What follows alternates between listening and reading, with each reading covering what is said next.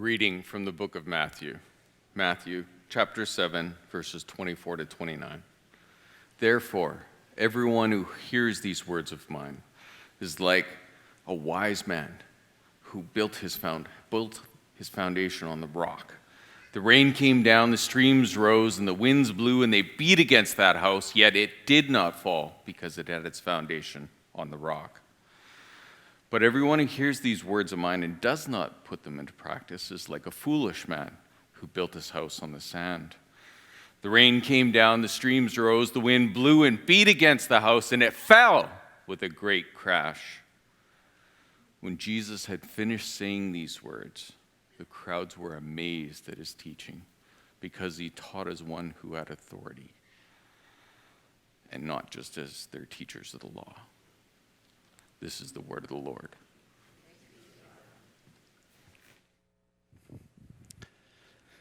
Hi, my name is Bob. I'm the lead pastor here at the meeting place. Before I became a pastor, for a good number of years, I worked in the field of architecture as an architectural consultant. And as I was preparing for this morning, there was a particular client of mine that came to mind, and I wanted to tell you the story. So this person contacted me and came to see me to talk about this project that they wanted to build. And here's the interesting thing. They had been traveling in the U.S., and they saw a building that they really liked. This is the actual set of drawings that this person brought to me. They liked this building very much and decided that this is the building that they wanted to build for themselves as a second residence, as a cottage, as a cabin. And so they bought the plans, found the plans, bought the plans, and brought them back to Manitoba, bought a gorgeous piece of property out near Lac de Bonnie, and proceeded with the back-breaking labor of carrying the ingredients of concrete up to this remote site and pouring concrete piles on the site in preparation to build this building. Now, at some point while he was working on this, and I'm not exactly sure because I don't remember exactly when this happened, he changed his mind. Decided that he, after all, didn't want to build this very building. I suspect it had to do with the spectacular views of this property, where he was thinking to himself, like, this seems silly to me that I'm building a building that just comes off some assembly line that wasn't designed for this site at all. It just seems wrong. And at that point, he contacted me and we met. So he starts describing to me his story, tells me the kinds of thing he's looking for. And I say to him, okay, great. Like, I'd look forward to working on this project with you. And then he said, but there's this thing that you need to know, and that is the foundation is already laid. So the question I have for you, Bob, is can you design for me the kind of building that I really want on the site, but utilize the foundation that I've already put on the site, even though it wasn't designed for the building that you might create? So I said to him, well, why don't you send me the diagrams of where all the piles are located on your site, and I'll do my best to work on this project, and we'll see if we can come up with something. Here's the foundation plan that I drew up. So you may not be familiar with foundation plans, but it doesn't really matter because I'll point out to you some of the irregularities on this drawing. So the next drawing here will show us. If you'll notice, there are two beams. Beams are structural elements that are made up of a number of members of wood that are either nailed or screwed or glued together, sometimes all three. You'll notice that there is one in the center which sort of veers off, sort of at an odd angle. Normally, beams are put in straight, and they sit on piles that are also in alignment, but that one veers off. Below that, you'll see one that sort of zigzags a little bit. And then, of course, you might notice the big red circles. Those are piles that he, with his back-breaking labor, put on the site, but I never utilized for the design. In fact, they're standing there as a testimony to the hard work, but they're entirely useless to the project. This is the work that we did. Today, we're at the tail end of, in fact, we're at the very end of the Sermon on the Mount, a sermon that Jesus has been delivering for some time. And as he's getting to the tail end of this speech and he's recognizing his audience that are hanging on every word of what he's speaking, it's decision-making time. He's turning to these people and he's saying, look, I want you to think about what it is that I've been saying. And he uses in this text that is assigned for today the language of foundation. And what we've got here is an interesting story of two guys, one wise and one foolish, The wise man builds his house on the rock, on Jesus. He's the one that listens to the words of Jesus and actually acts on the invitation that Jesus extends. And the other person hears the words of Jesus, but decides to set them aside and is described as a foolish man in this story that Jesus tells because he builds on something other than the rock, in this case on sand. And I imagine that, we're used to this pattern on Sunday mornings, that we gather as a faith community, we look at Scripture, we try to discover what the lesson is within the Scripture passage, and find an application, find a lesson, some learning that we could do, and then the invitation is for us to consider, well, how might we engage this? What difference might this make in our lives? And I imagine that as you heard Mick read the text, you would have thought to yourself, well, I don't want to be a foolish person. Clearly, I'm the wise person. So the notion that you would want to build on the rock versus on sand makes a lot of sense. The illustration is very easily understood. It's not complicated at all. But here's the thing. I have to admit to you that I sometimes look at my own life and I ask myself the question, am I in fact living my life recognizing the reality that Jesus is the rock? He's the foundation on which I build. Is my life a reflection of that? Is that true? Or is it something that I just like to say? So there's a checkpoint, if you want, to see, well, what is my foundation like? And I'd like to invite you to consider the same. What does this foundation look like in your life as I look in mine? Because I don't want to be a foolish person. I don't want to build on a rock other than Jesus, clearly. But I have to ask myself the question, what does it actually look like in my life as I live it out on a daily basis? And I don't know about your life, but isn't it interesting how sometimes weeks can go by? It's like we go to work and we do our work thing. Then we come home and we do our home thing. If we still have children at home, we do some of their thing. But suddenly it feels like the autopilot of our life is just sort of moving us along, but is it really the life that you and I would imagine? And here's the thing. When we're thinking about foundation, it really is about, like, what's at the center? What's at the basis of this? And of course, as we often do on Sunday mornings when we're learning together, there's a part of us that has to recognize that we're now bracing ourselves to say, well, do I need to consider making some changes? And if you've ever made a change in your life, you know how difficult it is. I know of changes in my life, and I'm thinking, man, that took a lot of hard work. And so I was really blessed recently. I attended the Global Leadership Summit online. There was a presenter. His name was James Clear. He'd written a book called Atomic Habits.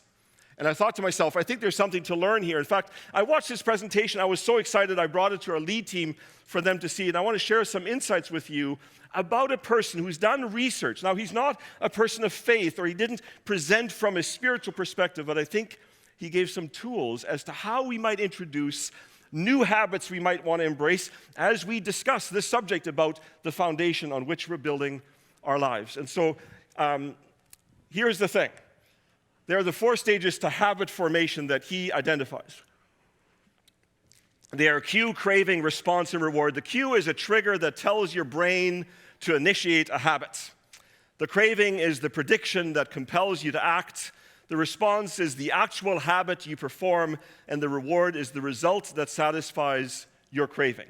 Now, associated with these 4 stages to habit formation, there are 4 laws that govern our behavior, and here are those laws, and we're going to go through these one at a time. But before we get into these, I just want to use an illustration from my own life just to help us understand this. So it has been my practice for many, many, many years for me to spend quiet time with Jesus every day, to read Scripture and to pray. Now, I will do this the majority of days. I don't do it every day, but I do it the majority of the days. It's sort of a little bit of a ritual, a little bit of a pattern of my life. So as far as what I'm reading in Scripture, there are different patterns that I've adopted. And so that part seems like in pretty good shape. But I will tell you that for a good number of years, I wrestled with the prayer side of things. Because I felt like my prayers they felt wooden. The conversations with Jesus sort of felt like in their organic nature, they didn't have a lot of substance. Some days I spent a lot of time praying. Sometimes I spent just a very few minutes praying. And the whole thing just felt to me like, am I doing this right? Like it just eludes me all the time. And so I decided I wanted to embrace a new practice when it came to prayer. And so as I walk you through these laws that introduce a new habit, I'll just want to use my own experience with prayer as an illustration. So the very first thing is you need a cue, something that's going to trigger it. And the law is if you want a habit to be a big part of your life, you need to make the cue a big part of your environment. So James Clear in his illustration uses the practice of a person who decides they're going to start exercising. So the first thing to do is they buy a yoga mat. And they bring it home, they put the yoga mat in a very prominent place so they're reminded that there's a yoga mat for them to use. In my instance, when I sit down in the morning, I see my Bible, it's readily available, so that's not the problem because the Bible reading part is already something familiar to me. It's already a habit that I practice. But then on the prayer side, well, what would I do? Well, I've got a computer, and it has an Excel feature. And so I can actually start journaling my prayers. And perhaps this would help me to build a new system when it comes to my prayer practices. And this is what I did. So my computer is readily available. It's very mobile. And so there it is. And I have an Excel form. And it pops up on my screen as a reminder to say, you're going to be about prayer. That's the cue. So now we get to the craving, the second law of habits. Make it attractive. The commitment devices change how attractive a particular habit seems to you. Well, what would make praying attractive? And I realize you're beginning to think, I think he's lost his mind. Because like when we're talking about spiritual things, don't we expect that Jesus would just invade our life and would just change everything very radically and suddenly we would be new people with brand new habits? But I think the reality is you and I both know that that's not the way life works. It sometimes takes multiple steps for us to see a change in our life, to embrace a change as we consider what we want to do with the foundation of Jesus in our lives and how we want to build on it. So in this instance, what would make this attractive for me? Well, for me, it's a very simple thing, because I'm one of those people, and perhaps some of you can relate. Do any of you ever realize that you've just accomplished something that never made it onto your to-do list? That happens all the time? Okay, so my thing is, when that happens, I go to my to-do list, I add it, and then I cross it off. Anyone with me? Maybe we'll start a class at UNTMP about this. Anyways, but here's the thing, right? Like I tell you, my life is organized by lists. Somebody will come and talk to me about something. I'll say, I'll make a note of that. And I know that by making the note, I won't forget about it. So the lists have served me really well. They've actually made me be able to manage multiple things, a complicated work life at times. And so the idea of being able to journal my prayer, to make a list, was an incredibly attractive idea. I get to work with Excel and do prayer stuff. This is amazing. So that was what made it attractive for me. The third law of introducing a new habit is to make it easy. And of course, when James Clear was talking about this, I'm rolling my eyes because I'm thinking, come on, this isn't easy at all. But here's an interesting thing. He said the 2-minute rule is to take whatever habit you are trying to build and scale it down to something that takes 2 minutes or less to do. Okay, now this makes me curious. So he uses the illustration of the person that went out to buy the yoga mat because they're going to start exercising at home. So they bought the yoga mat, they put it in a prominent place so the cue is there. The craving to accomplish this is about their sense of perhaps body image, or maybe it's a health thing or whatever. They're motivated to be about this. But now the thing is, what's going to make it easy? Well, here's the thing that he suggested. The person that bought the yoga mat, the only thing they should do on the very first day they're going to start this exercise is to simply grab the yoga mat and unroll it, look at it, roll it back up, and put it away. 2 minutes. Now, you do that for a month, and you've exercised for an hour. Now, what you do is you step onto the yoga mat, and you only do one stretch, like you just do that one thing. Now, you've doubled your time. At the end of the month, you've exercised for 2 hours, and what's happening is the person begins to perceive themselves differently. They're no longer the person that bought the yoga mat. They're no longer the person that just parked the yoga mat over here. They are now the person that's exercising in their home. The fact that they're only exercising for 2 minutes on a yoga mat that takes 2 minutes to roll out and roll back up, that's not the point. They're beginning to see themselves in a different light. It's easy. It's easy. Here's the thing for me, for the prayer thing. When I started the prayer journal, and I am intimidated by the blank page, I'm looking at this Excel sheet and I'm going like, what am I going to do? All I did is I introduced a column of names for whom I would pray that day.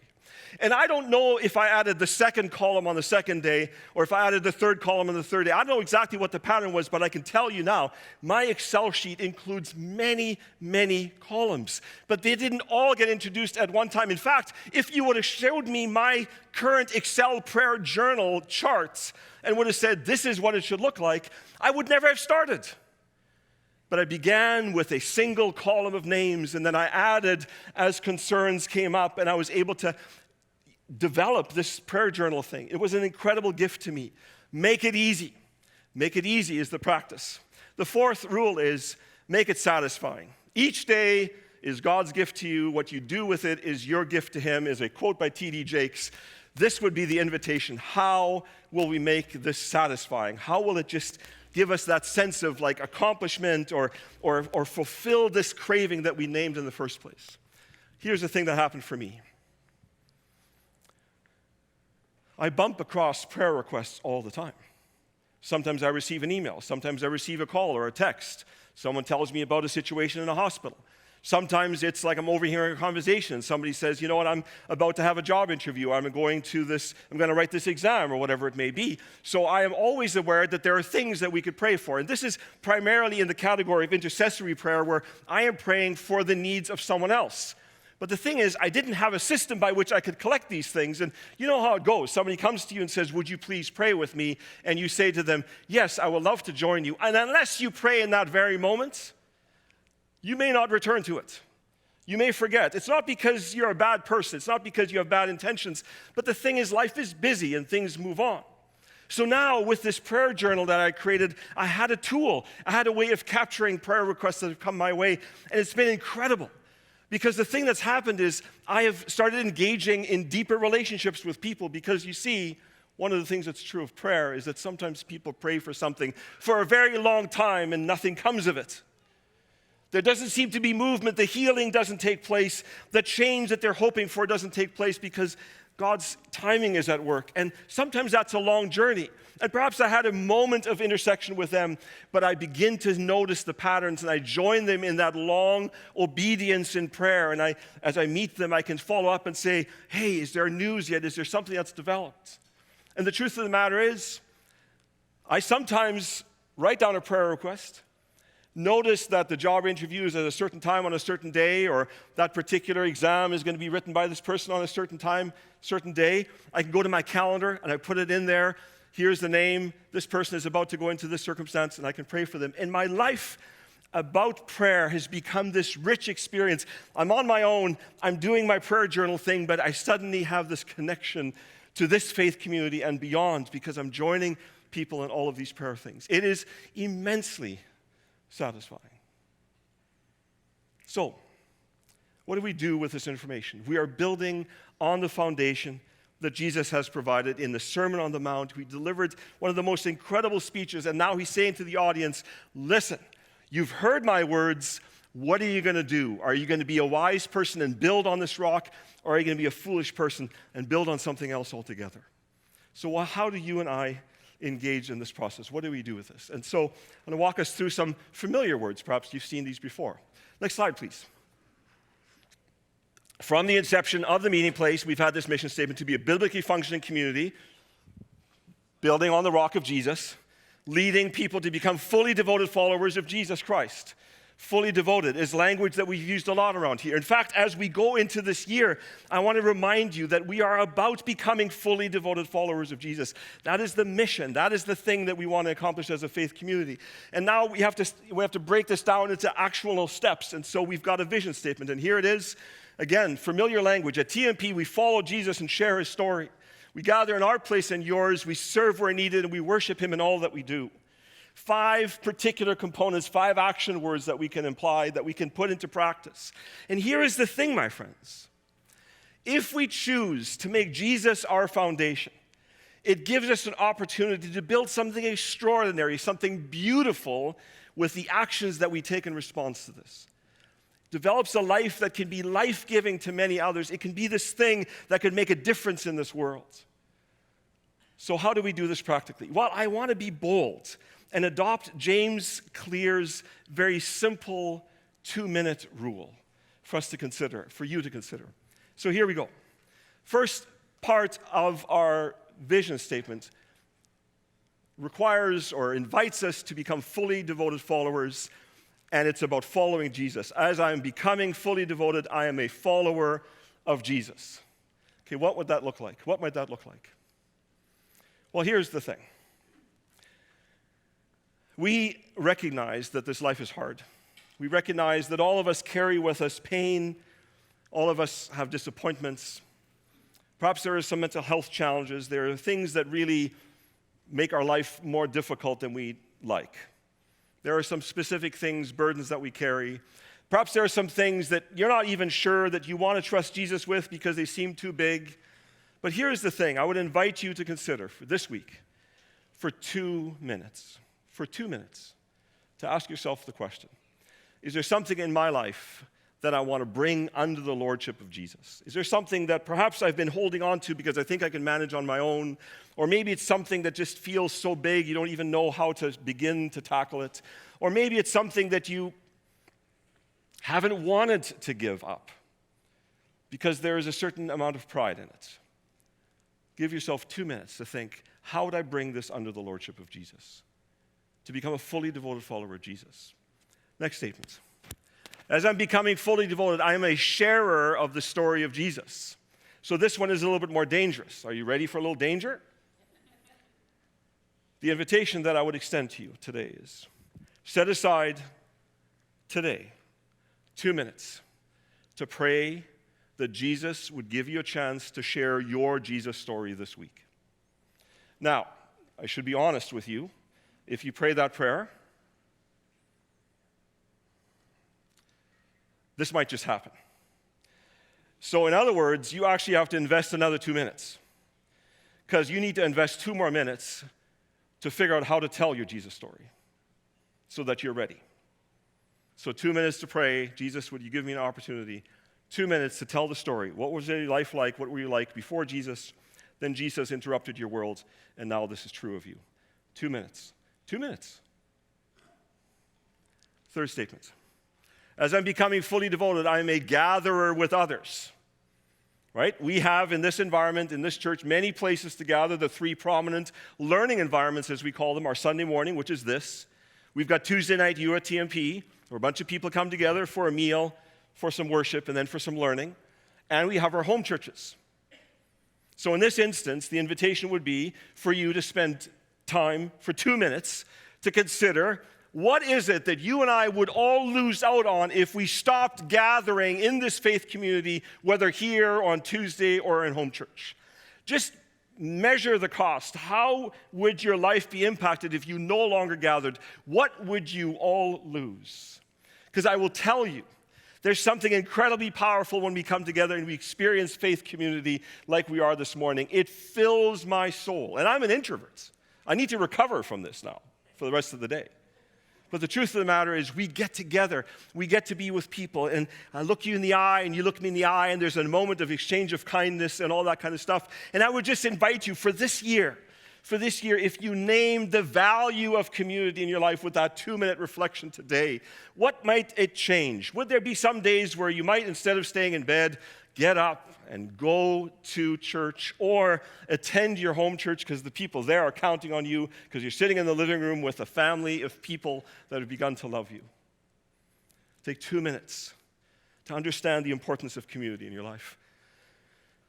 As I am becoming fully devoted, I am a server where needed. This is our major theme for this year to really emphasize that. Do you know that there was a bunch of people in our community this morning before the service? It's called our cleanup crew. They were cleaning up our neighborhood. We launched this on June 25th. We had a whole bunch of people sign up, and it happened again today. Right, Larry? Where are you, Larry? Yeah. You guys cleaned up the neighborhood. Thank you so much for serving us. They're wearing big vests that say that we're from the meeting place, so now they have to behave Christianly. Serve where needed. Take 2 minutes, my friends, 2 minutes. Go to the Welcome Center and say, sign me up. Talk to one of the staff. Sign me up. Go to our website. Take a look. 2 minutes. Study all the options there are for us, you and I, to serve. Final statement of our vision statement. As I'm becoming fully devoted, I am a worshiper of Jesus in all I do. 2 minutes. Take 2 minutes to look at your life and make an assessment, if you want. Is there a part of my life that is not an expression of worship towards Jesus? In fact, it rather saddens him. 2 minutes, take stock. This is the beginning. The 2 minutes is the first step. What will come out of it, I am as curious as you. But here's the thing, if you make Jesus your foundation, if you build on him as the rock, you have the extraordinary opportunity to make an incredibly beautiful life of the actions that you will take. And today it starts with several suggestions of 2-minute investments to begin that journey. I'm curious to know where we will be a year from now as a faith community as we lean into this ministry, and I'm so happy to be doing this with you. Next slide. We have the gift. This is an amazing gift to us.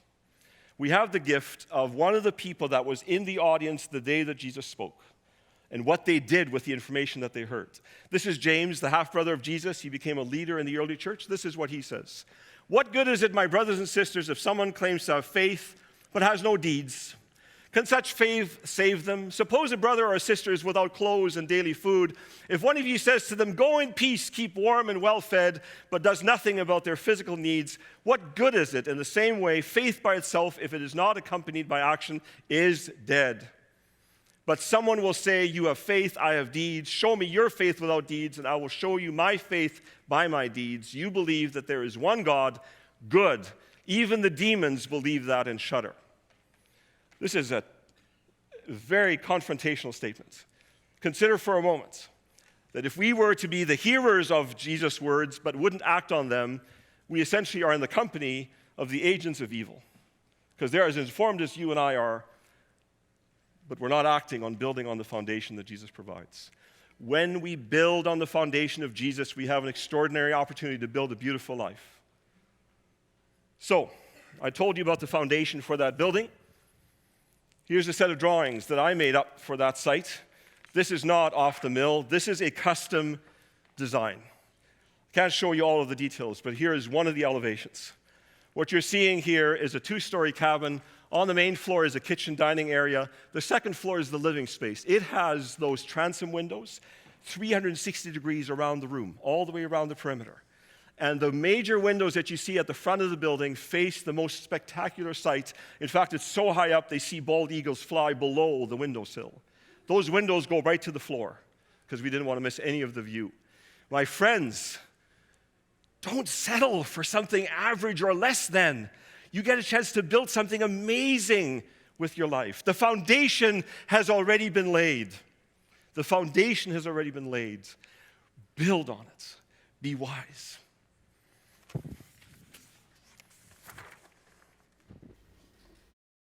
Question and response. This is something we do most Sundays, and for many people, it's one of the most engaging and favorite parts. So first question for you, Bob, based on your teach, is you mentioned prayer as an example of a kingdom habit and focused primarily on intercession.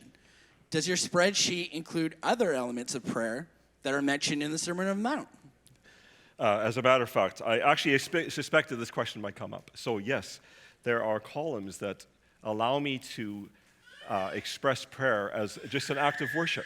It's not about interceding, it's not about naming a particular concern, but it's about me being able to simply say, Jesus, I acknowledge who you are and the fact that you're the one that I worship. And so there's that. So there is a praise element to it. I think another aspect of my prayer chart is that I have a column that's designated towards the discoveries that I make in Scripture, which allow me to just put on like sort of the nugget for the day, or maybe there's a verse that stands out. And those things aren't necessarily prayers, but they become another way for me to invest in maturing in my relationship with Jesus. It was so curious to me because as you were talking this morning about Excel sheets and prayer, Personally, I struggle with that. Like, you're encountering Jesus through it. I usually encounter the devil through Excel. So, but hey, we're wired differently, and that's so beautiful in God's kingdom. This person asks, well, they say, when Nunavut's MP resigned 2 years ago, she said, nice words with no action hurt. Do you also feel her words illuminate Jesus' teaching in Matthew 7:26, calling us to do actual stuff rather than nice words? Yeah, there's a quote that you saw in the slides. It's T.D. Jakes saying that the life that has been given to us has been like God's gift to us, and our gift to Him is the way that we live out that life. I am convinced, I mean, both Jesus says it and James confirms it, that the Christian faith is a faith of action. It's not a faith of passive observation. It's a faith that requires us to actually say, okay, we've been entrusted with some gifts, we've been given energy, we've been given the gift of time, and will we invest it and be other-minded in that, to actually invest it in the care towards others. And specifically, I would say one of the questions that I had intended to ask was, and this is a question that comes up in spiritual gift discovery processes often, and the question is, as you look around the world, you might see a particular problem that needs to be sorted. You know that there's no solution at present. Like, what would you do if you knew that you couldn't fail? Sort of to invite you to dream bigger and think about like how you could actually put your life into action towards something that would really make a significant change. And so there is something about recognizing that the reason we have hospitals, the reason we have orphanages, the reason Red Cross exists, MCC, MDS, any of these things, agencies that we know that make a difference in this world, is because people of Christian faith decided that, I think, would be a gift to the world and made that part of the beautiful thing that they built on the very rock of Jesus. This next question is kind of based on those 4 laws that you shared from James Clear, which were make it obvious, make it attractive, make it easy, and make it satisfying. And this person asks, how can we make following Jesus more attractive and satisfying when so much of the Jesus way can work against our natural attractions, flesh desires? Right. That's why we do it in 2-minute increments.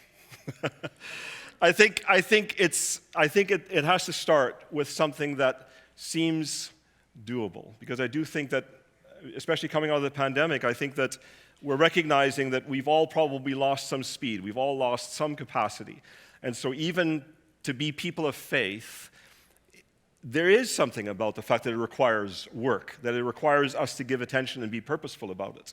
So then, instead of being overwhelmed by all of the things, even when I share with you that I was looking at my own prayer life and thinking, is this the best version?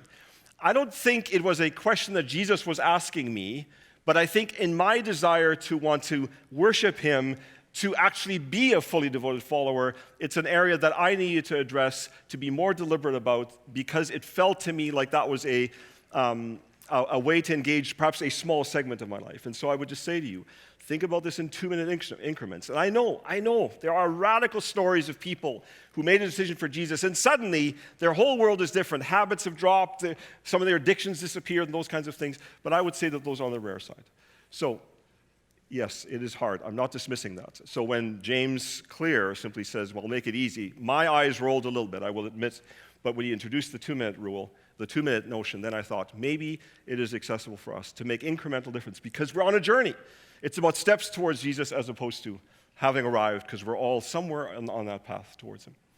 Yeah, I also wonder if like part of engaging that is to actually just name that many of the things we think will meet that desire and that attractiveness actually don't satisfy it. No.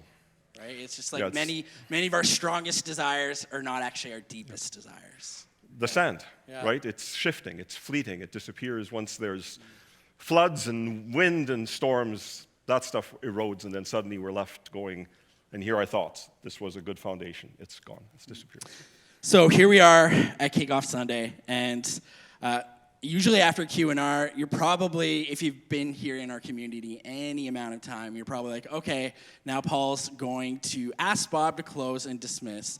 But taking a cue from like an Apple presentation, I'm going to say this morning, we have one more thing. And it's a very exciting development. We announced this development a couple weeks ago, and now this development is here in person. Yes. Bob, would you welcome out our brand new Director of Pastoral Care and Young Adult Ministry? Yeah. Nicole, do you want to come and join me, please? This is Nicole, friends.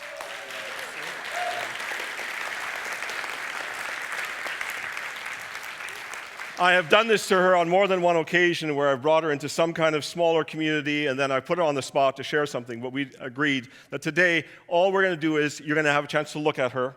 and hopefully meet her. She's going to be around during the pancake brunch, and so make sure that you introduce yourself. Give her all the details of your life, because she has an amazing memory. No, I'm just kidding. Just keep it just to the name. Nicole, it is so amazing to have you on our team. You're going to be a gift to this faith community. Nicole is a person that desires to want to become a pastor. She wants to explore that, and she's going to do that with us in this faith community. So she's already looking into her credentialing and so on like that, and my hope is that at some point in the near future to bring her to our covenant community and say, would we affirm Nicole as a pastor in our community? So for the time being, she's the director of pastoral care and young adults. She'll spend her time looking after pastoral care, and I imagine that there are a number of women in this audience specifically who are looking forward to meeting someone with whom they can share some of the details that us guys just simply don't get. And so Nicole will be available to you. She's going to be leading our welcome team, so you'll see her here on Sundays. And she's also going to be joining our young adult team and really investing there. And so we are excited. You are the generosity of Jesus in our faith community by arriving here. So give her some more love, my friends. Nicole Marble. Thanks.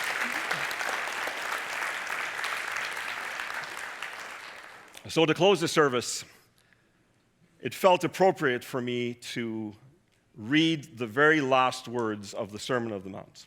These are recorded for us. This is past the story that I spoke with you about this morning. It says this: when Jesus had finished saying these things, the crowds were amazed at his teaching, because he taught us as one who had authority and not as their teachers of the law. The teachers of the law could reference others who were the spiritual giants in the faith tradition of their particular community.